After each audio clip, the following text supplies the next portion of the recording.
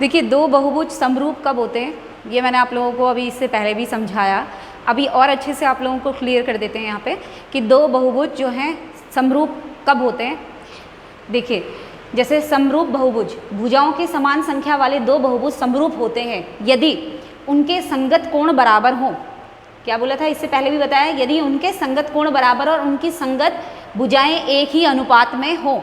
संगत कोण का मतलब, जैसे इस बहुभुज का नाम है मान लीजिए ए बी सी डी, तो सबसे पहले कौन सा कोण आ रहा है, ए। वैसे ये बहुभुज है एक पी क्यू आर एस, तो इसमें सबसे पहले कौन सा कोण आ रहा है, पी।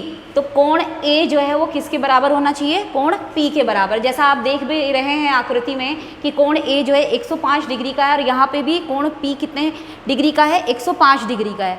तो कोण ए जो है कोण पी के बराबर है ना। ऐसे ही कोण बी जो है, क्योंकि ए बी सी डी, उसके बाद कौन सा कोण आ रहा है, बी आ रहा है। जैसा आकृति का नाम है उसी अनुसार हम लोग चलेंगे। यहाँ पे पी के बाद क्या कौन सा कोण आ रहा है, क्यू आ रहा है, ठीक है। तो देखिए कोण बी जो है 100 डिग्री का है, यहाँ पे कोण क्यू भी कितने डिग्री का है, 100 डिग्री का है, तो बराबर है ना। ऐसे ही इसके बाद बी के बाद कोण सी आ रहा है, सी यहाँ पे 60 डिग्री का, वहाँ पे कितने डिग्री का है, आर भी 60 डिग्री का है ना। उसके बाद वहाँ यहाँ पे जो है कोण डी आ रहा है और वहाँ पे कोण एस आ रहा है। ये भी आप देख रहे हैं दोनों ही बराबर माप के हैं, है ना।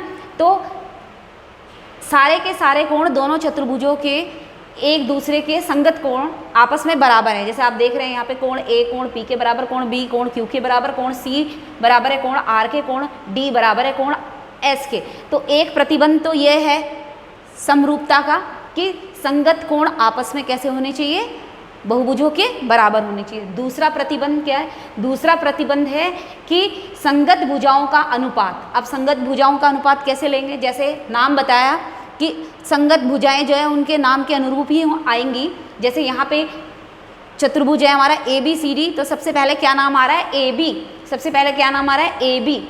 ए बी और पी क्यू आर एस में सबसे पहले क्या नाम आ रहा है, पी क्यू। तो ए बी बटे पी क्यू, ए बी बटे पी क्यू कितना है, देख रहे हैं आप 1.5 बटे 3 है ना। तो कितना हो जाएगा, 1/2 हो जाएगा, है ना। ऐसे ही उसके बाद ए बी सी डी, फिर बी सी आ रहा है ना। और यहाँ पे पी क्यू आर एस में क्या आ रहा है, क्यू आर, है ना।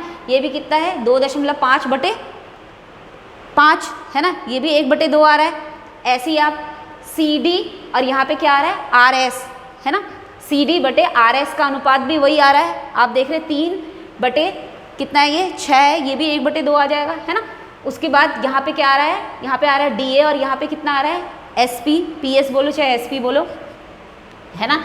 तो ये भी कितना आ रहा है, ये भी 1/2 आ रहा है। तो आप देख रहे हैं कि सारी की सारी संगत भुजाओं का अनुपात कैसा आ रहा है, बराबर आ रहा है। तो दोनों के दोनों जो है ये दो प्रतिबंध है, दो त्रिभुजों को समरूप होने, दो आकृतियों को समरूप होने के लिए कि उनकी संगत कोण कैसे होने चाहिए, बराबर होने चाहिए, और संगत भुजाओं का अनुपात बराबर होना चाहिए। तब दो आकृतियाँ जो होती है वो समरूप कहलाती हैं। तो ये आप लोग इसी पे आधारित आपकी आगे प्रश्नावली है, इनको हम आगे हल करेंगे। अभी आप इसको समझ लीजिए। धन्यवाद।